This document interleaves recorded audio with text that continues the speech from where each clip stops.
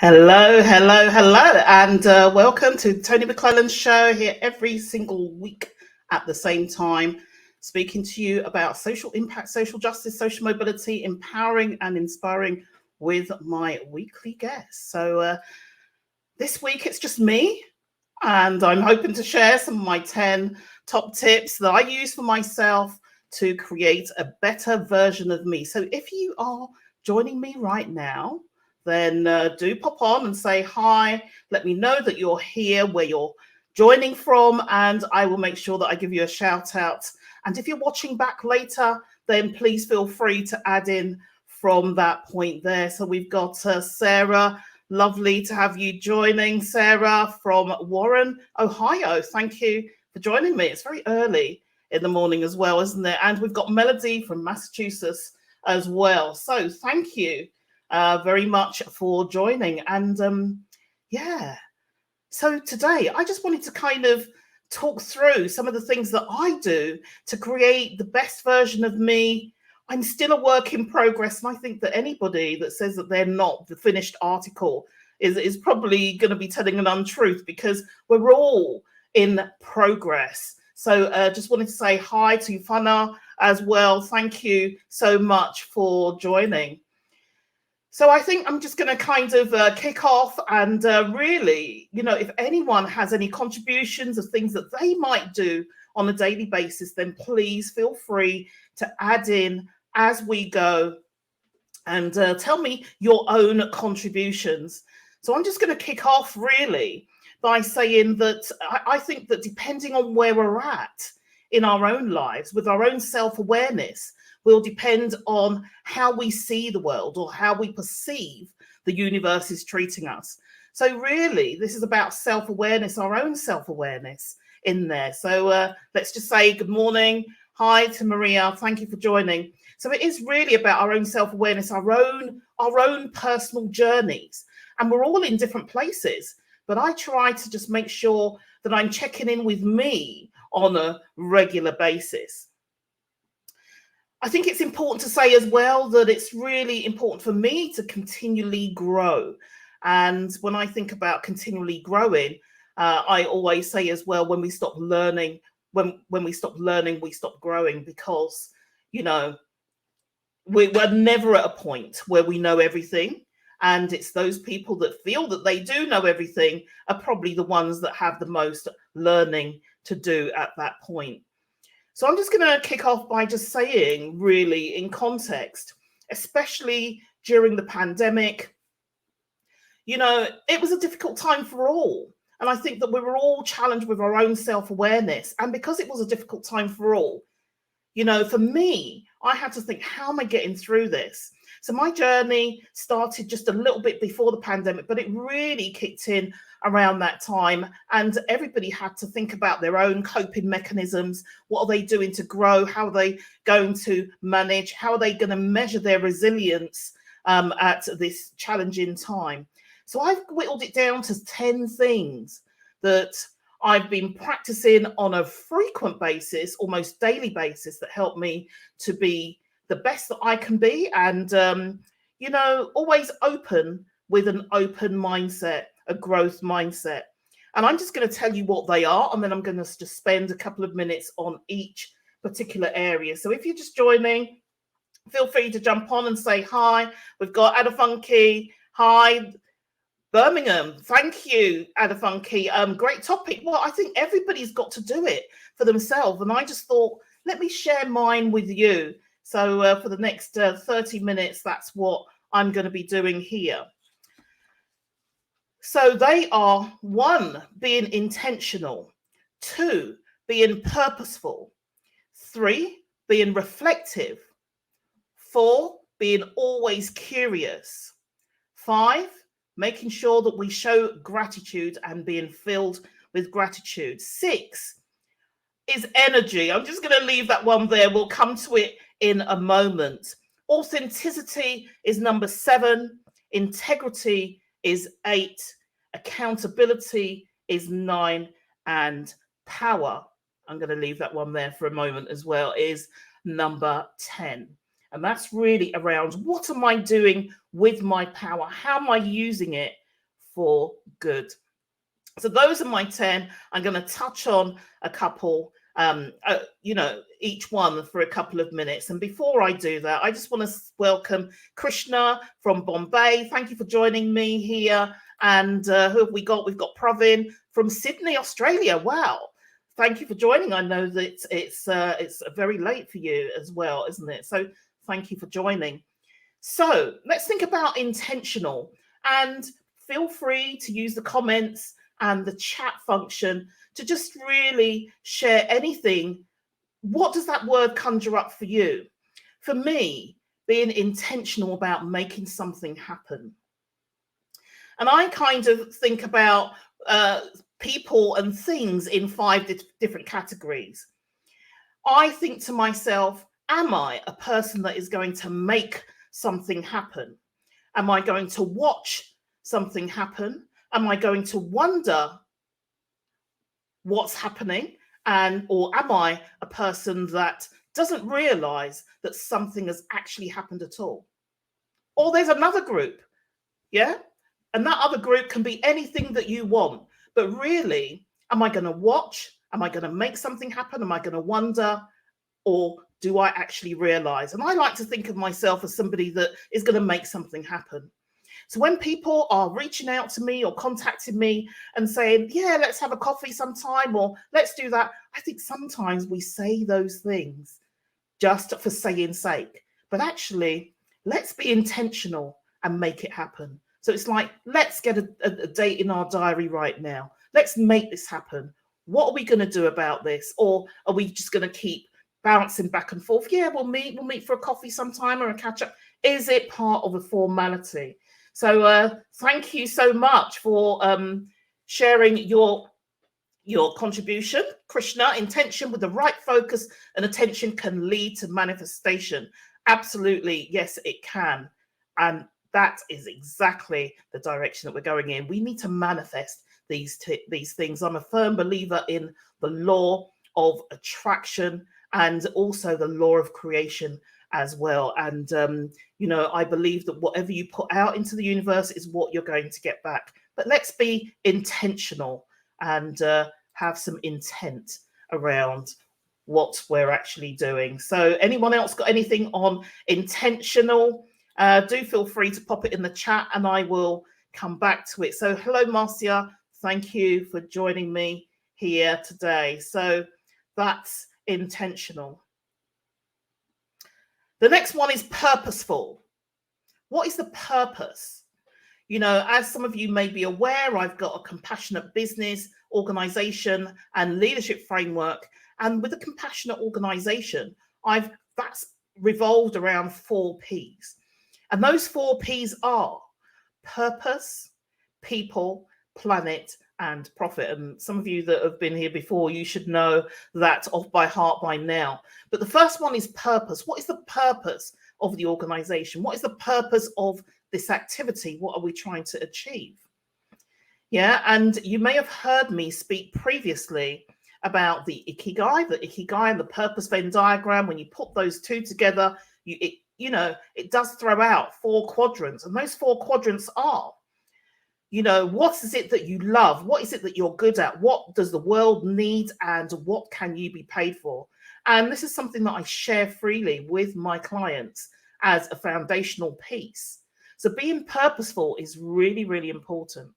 And I may have shared a story before, and that story about purpose is really a few years ago.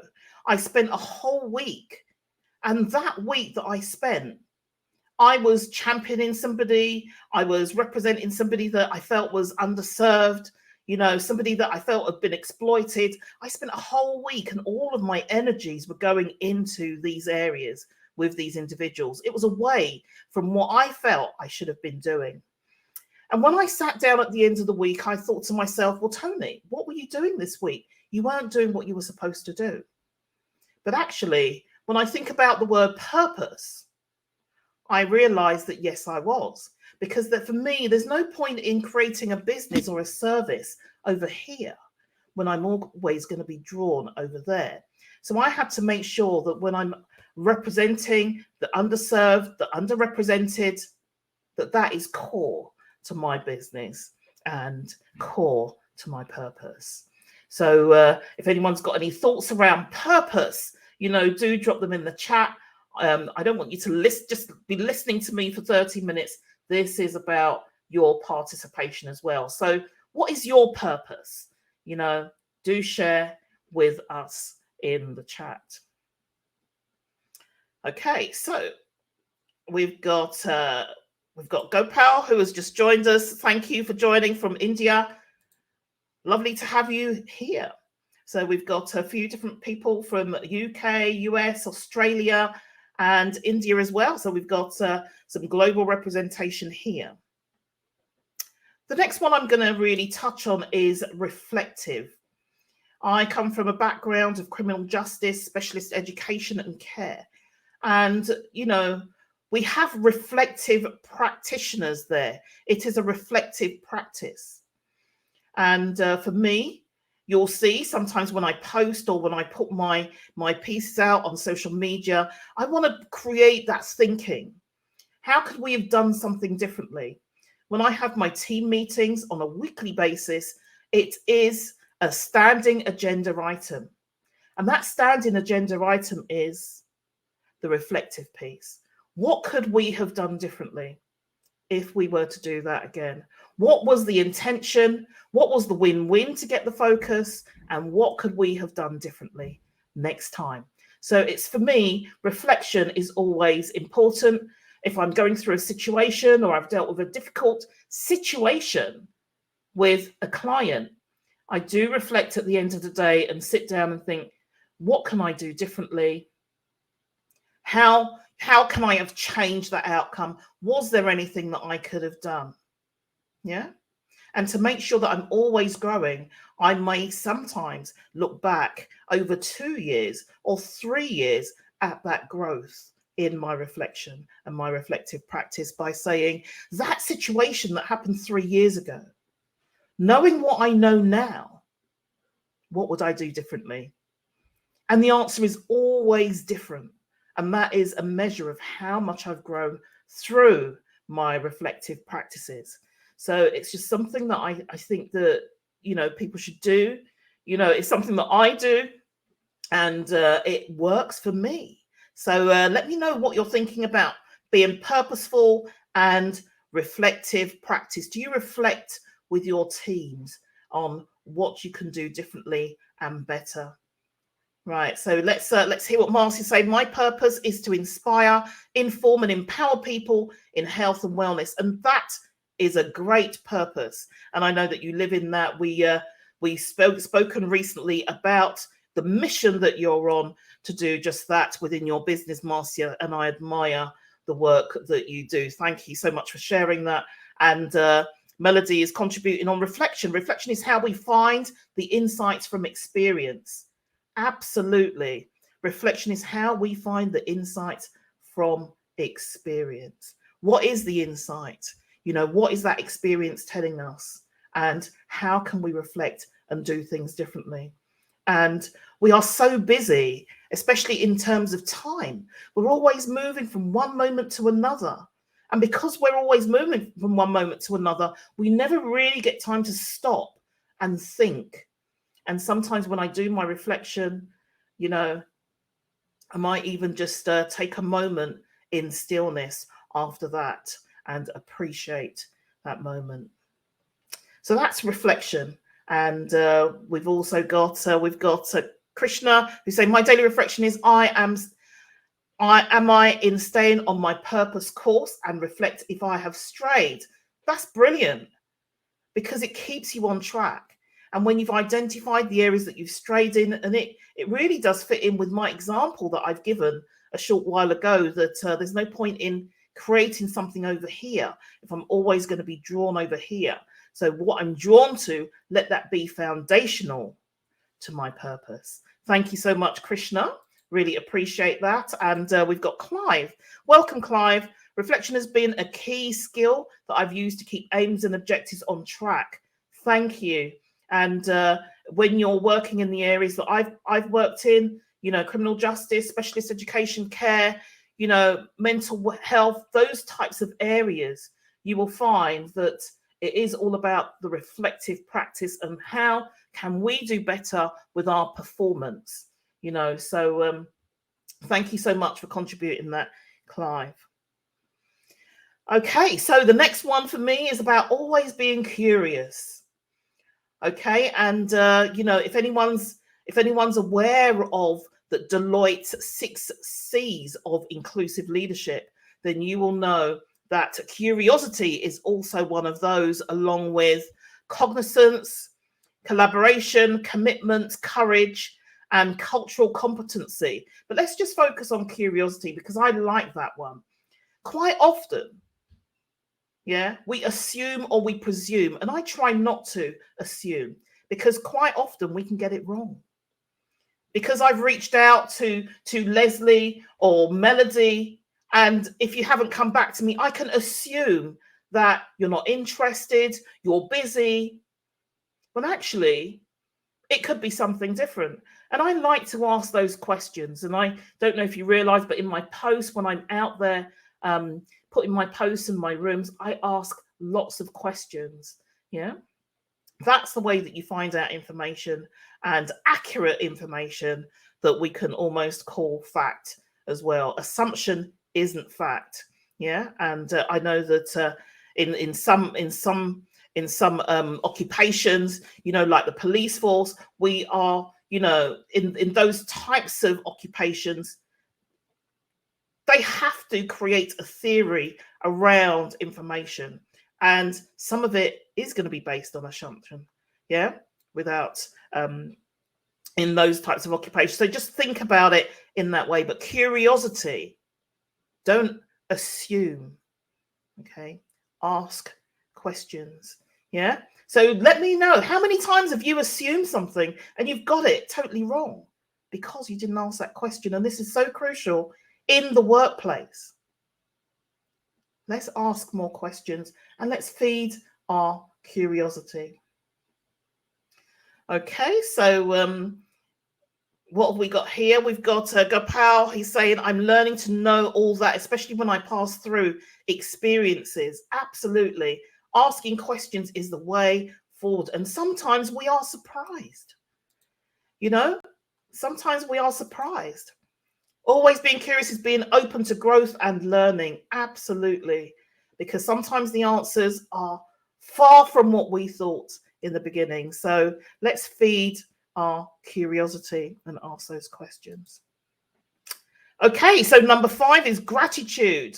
Oh, I love this one because it is really, you know, about gratitude, and why can't we just do that in our everyday practices? And we don't have to have a particular prompt to show gratitude. Sometimes I might just pick up the phone and phone somebody and tell them that I love them and tell them that I thank them for being in my life. But I've also got gratitude for, you know, teachers, previous managers that have taught me so much in my career that I can bring that wisdom forward. And some of what they taught me, I didn't get it then. I didn't get it until later years. And sometimes even the messages, and I sit back and reflect, some of those messages I'm only just really getting now and really understanding what they meant. You know, the wisdom that my father shared through reasoning, you know, that is something that I've got so much gratitude for that and for others. And we all know that everybody needs somebody. We can't get to where we're getting on our own. So, show some gratitude. There doesn't have to be a prompt. Pick up the phone, just say thank you.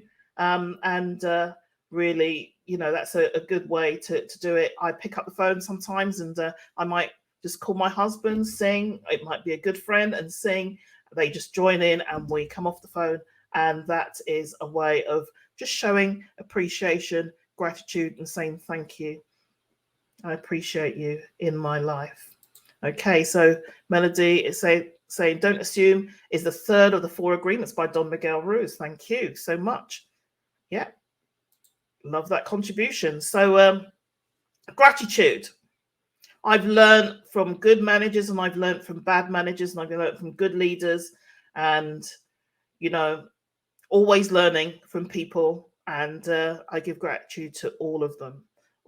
So yeah, what do you all think about gratitude? Let me know what you think about gratitude. And Clive is saying this is about assumption and curiosity. You can never assume. I remember wondering why a person was not engaging verbally in the organization, and then found out later they had a speech impediment. Thank you so much, because by asking a question you're going to get the answer, being curious. But you were wondering why. You didn't assume, yeah? You didn't assume that it was because they were disengaging or anything. And I think that is really key for all leaders, to ask those questions, and then you will know. And I find anyway, that if you ask people questions, they're usually happy to answer and tell you what the situation is. It's when you don't, okay? But there's a problem. Okay, so let's talk about gratitude. Gratitude for you, Tony. Thank you so much, Melody, and grateful to you too. And Marcia as well, I'm grateful to you. I'm grateful to all of you for taking this time to share with me today. And Krishna, gratitude opens the heart to receive more. Now you're talking my language, Krishna, because I absolutely love that contribution. Thank you so much for everyone who is contributing. So we're only halfway through, so I'm going to speed up so that, we're not too over on our time.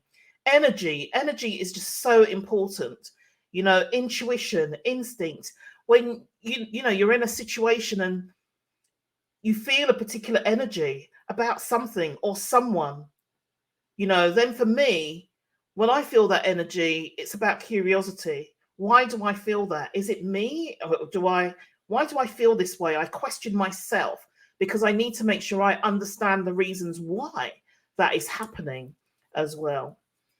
Energy is very important for me, because not everybody's going to be aligned with everyone.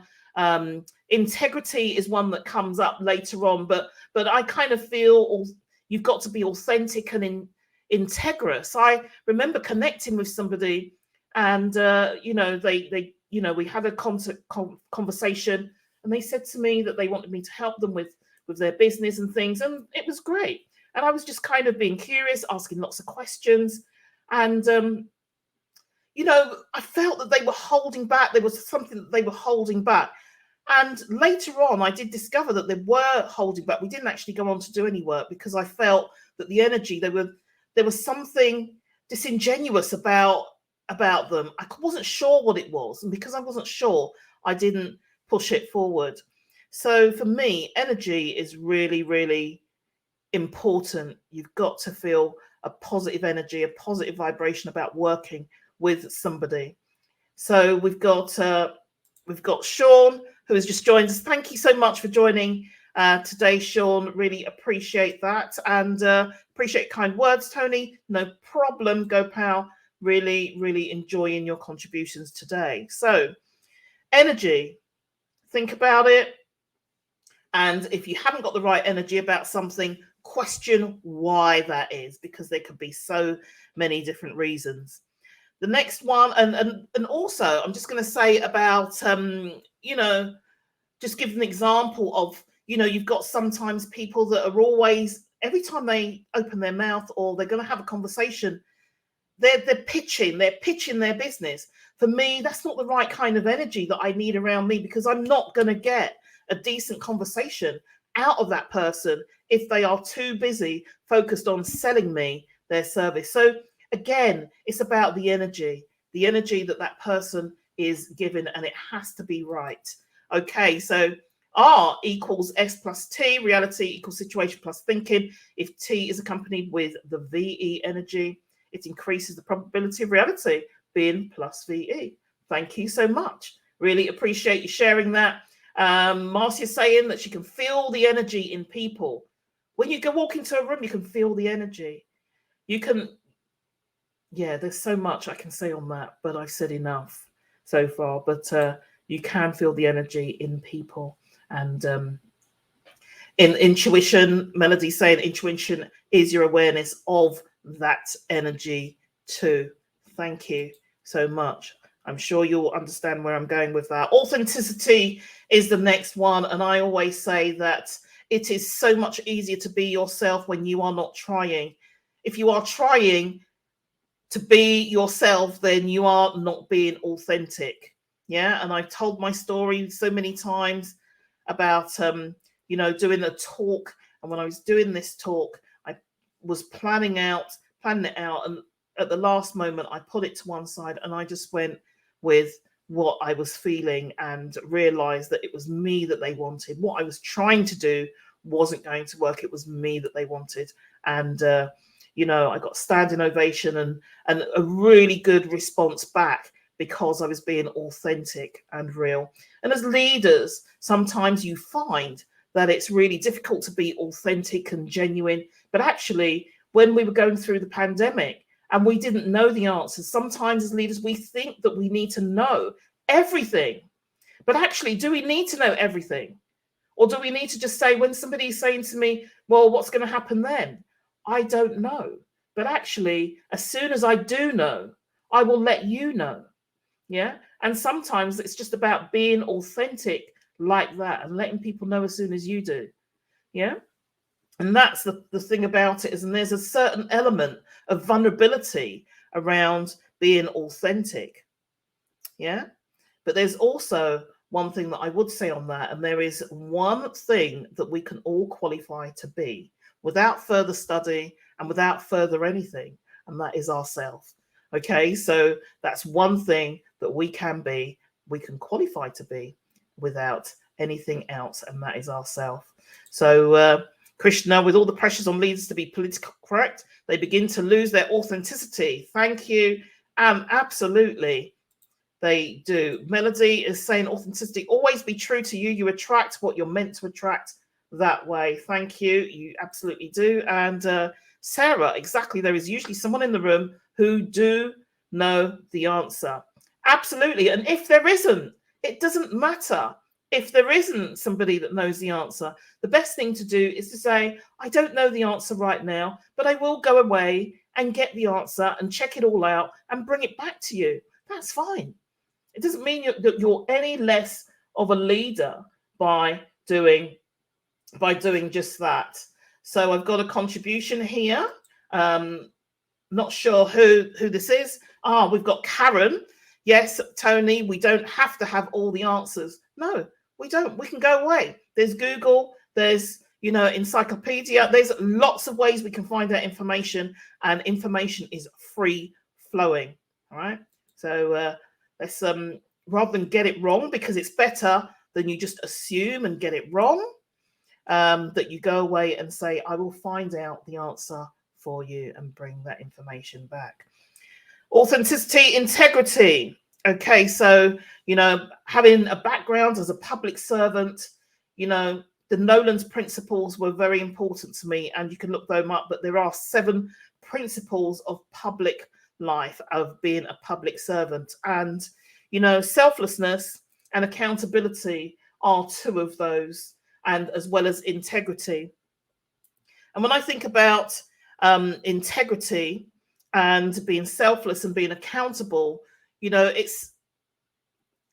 I set out with good intention. I want good intention. And I'm giving out that good positive energy with good intention for you. That's where my critical friend piece comes in, because while I'm being critical, I'm also being a friend, but I'm coming with good intent. Yeah. And I hopefully do that in such a way that it helps you to find your own answers for yourself. And I think that when you find integrity, it's entwined with trust as well. Do you trust this person? Are they sincere in what they're saying? And I hope that when I do come across to you, I feel sincere. I am being sincere and I'm telling you as it is. And, what you see is what you will get to. So that's really integrity. And I just want to kind of really focus in on that for a moment. Passionate about and being well focused. How are they different? Passionate about and being well focused. Well, I think well focused is not being distracted. Yeah. If your passion is something that I feel passionate about something. Focus, it's not necessarily a feeling that I feel. It just means that you focus. And when you're focusing, you're thinking about the win-win. This is how I put it. When I'm focusing, I'm thinking, what do I want here? Because quite often as a leader, you find that, you set out with an intention, but there are so many different distractions. So you have to kind of come back to that focus of what do I want here? What am I trying to achieve? And I started off with objective right in the beginning, being intentional. Okay, so hopefully that's helped a little bit, Gopal. I am going to rush through because I've got a few more that I need to mention. Personally, to me, integrity is the ability to say no and not compromise values. Values, beliefs, all of those come into it as well. There are so many areas that it covers. Integrity is doing the right thing even when it costs you. Andy Stanley speaks often about integrity. It absolutely is. And when you have your values, it doesn't matter if something comes to you that is paying a great deal of money, or compromise your values. You're going to be integrous, yeah, and you're gonna actually say no, even though you feel that because you don't want to compromise your values and your principles. Thank you so much for joining, Marcia. Really appreciate that. So I'm going to jump to accountability, being accountable. And accountability is a real important one. Whilst I love the fact that people are responsible, accountability, when I go into organizations, I think about accountability. There's so many people that are responsible, but it's where does the buck stop? So I look at who's accountable and then work back from there. As a public servant and thinking about accountability, it's, I'm taking that responsibility. Can I justify my actions? If I was ever in a court of law and I had to justify taking a particular action, how could I do that? And that's how I've always been throughout my life and my career, and even more so over the last few years, being able to justify if I was questioned, or, when I had large budgets or large responsibilities, being able to be open, transparent, and justify, left me being able to sleep very well at night. So, when you have to make these decisions as well. So you've got a little bit of accountability in there.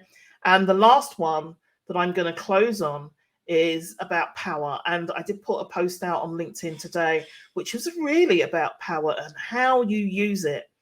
For me, I like to empower others with any power that I do have, that I'm fortunate to have. I like to give it away to others to empower them. And in turn, it still comes back, even more comes back to me. And so I give it back. So sometimes when I think about the word power, I think about how am I going to use my power positively? What power do I have in this situation and influence? And am I going to use it positively for the good of others? Okay, so accountability for Melody is owning your words and actions. Absolutely. Thank you so much. So really, that's where I am at with my 10 pieces. And they are ones that I go back to and I reflect on very, very frequently as a measure for my own self. Yeah. And they are intentional, purposeful, reflective, curiosity, gratitude, energy, authenticity, integrity, accountability, and power. So on that note, I'm just going to leave it there, but just really close by just saying that depending on where you are at with your own self-awareness will depend on how you see the world and how the world treats you. So be in tune with yourself. These are things that have helped me. A couple of them may help you. You may have some different ones on your list, but I reflect back to these on a regular basis, and they make me a better version of me.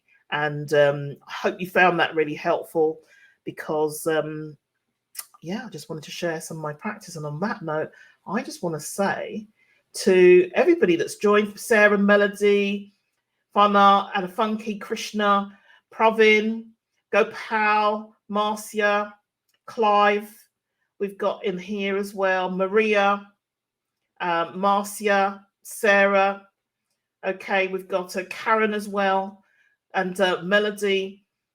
So all of you that have contributed and made this half an hour fly by really, really quickly, I appreciate you, and I hope you got something out of today. And have a fabulous day ahead or night, wherever you are. And Melody's just saying, awesome listen, great show as always. Thank you, Toad. No problem, Melody. Thank you. Showing you gratitude. And on that note, I just want to wish everyone a fabulous afternoon if you are in the UK. Thank you for spending time with me and my guest today on Critical Reflections with Your Critical Friend. Today, you got just a very, very small sprinkling of Tony's fairy dust. But if you'd like more, then do reach out. For speaking or hosting, it's TonyMcClelland.com. For social impact, social justice, or social mobility, check out our work at firstlifegroup.com. I look forward to hearing from you. In the meantime, feel encouraged, be inspired, be empowered, and make a difference. Bye for now.